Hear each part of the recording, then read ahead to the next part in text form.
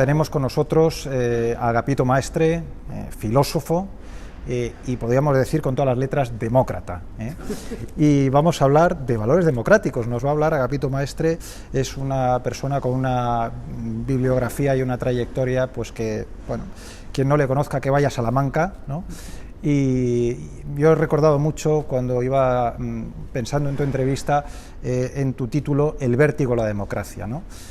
Bueno, pues tenemos aquí un concurso Premio Valores Democráticos, donde pedimos a unos chicos de bachillerato, de secundaria, de formación profesional, que hagan un trabajo, un pequeño spot audiovisual sobre los valores democráticos y sobre la solidaridad, concretamente, que es el tema de esta edición. ¿Qué mensaje podrías transmitir a profesores y alumnos que van a tener que pensar también y leer un poco sobre esto de los valores democráticos y la solidaridad? Bueno, yo creo que hay dos grandes valores en la modernidad, que es el valor de la libertad y quizá el otro gran valor del siglo XIX es el de la igualdad.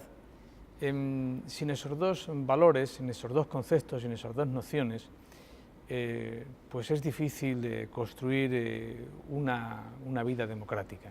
Ahora bien, es imposible hablar de democracia sin libertad.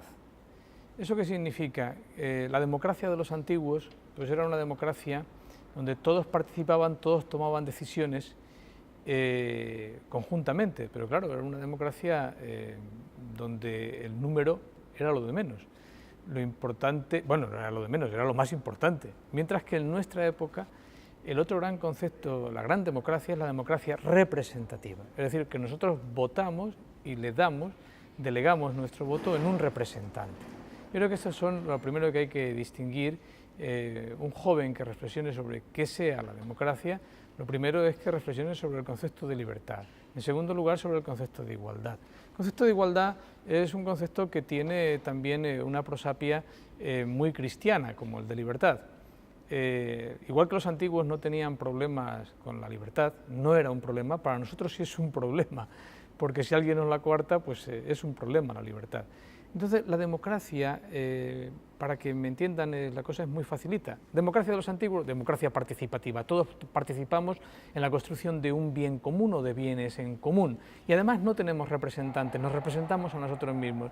La democracia de los modernos es la democracia fundamentalmente de la representación. Nuestra libertad, o gracias a nuestra libertad, nosotros delegamos nuestro voto en un representante. ¿Qué significa esto? Que es imposible construir la democracia sin el concepto de libertad y sobre todo del liberalismo. ¿Qué es el liberalismo? Pues el liberalismo como una forma de vida es una cosa realmente sencilla de entender, y los jóvenes que tienen que vernos y reflexionar sobre eso, es muy sencillo, es decir, que uno puede actuar como le dé la gana siempre que respete la libertad del otro. Ahora bien, en la política o el sistema político o el poder público tiene que tener siempre una autolimitación. Es decir, hay una esfera de privacidad, de individualidad, de eso que llamamos la radical libertad personal, donde el poder público siempre tiene que respetarlo. Allí donde el poder público entra en los terrenos que son propiamente de la intimidad, se puede decir que ha desaparecido la democracia.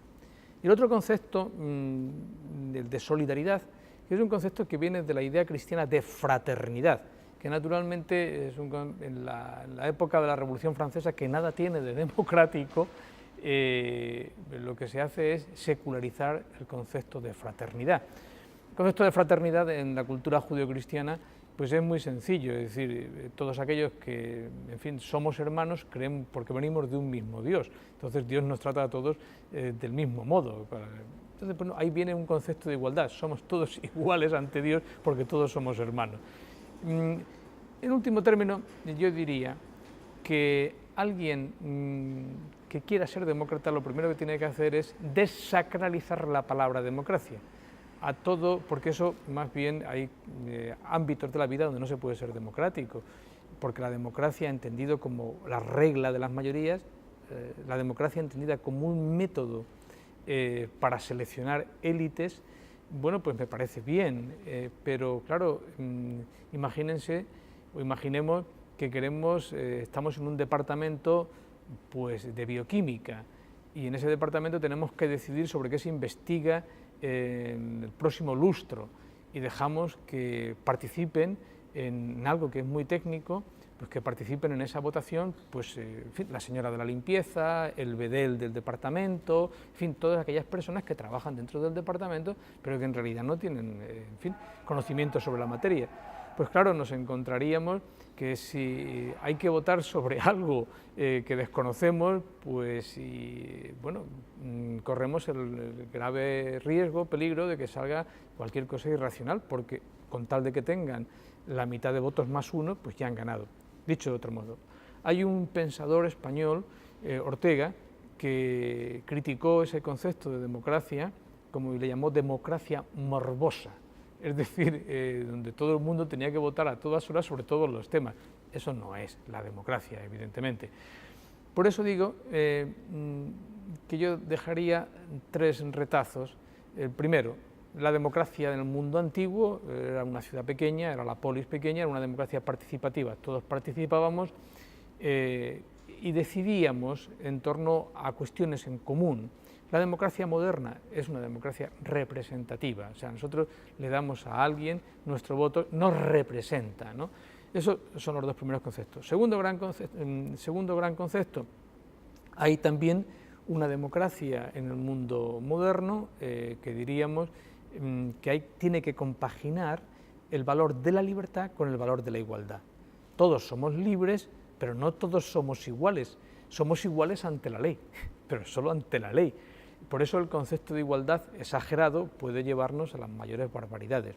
Y en tercer lugar, el de otro valor del que hablábamos, no olvidemos nunca que el valor de la solidaridad es la solidaridad ante quién, ante el vencido, ante el disminuido. Bueno, ese es un concepto que no tiene por qué aplicarse a la política, es un concepto que viene del mundo religioso. Es decir, que el concepto de solidaridad está unido, vinculado a la idea de fraternidad. Naturalmente que la idea, uno puede ser muy solidario, puede tener unas causas solidarias y no ser eso una causa política, una causa democrática. Pensemos, por ejemplo, en España. España es uno de los países del mundo donde el valor de la solidaridad está más desarrollado merced a la Iglesia.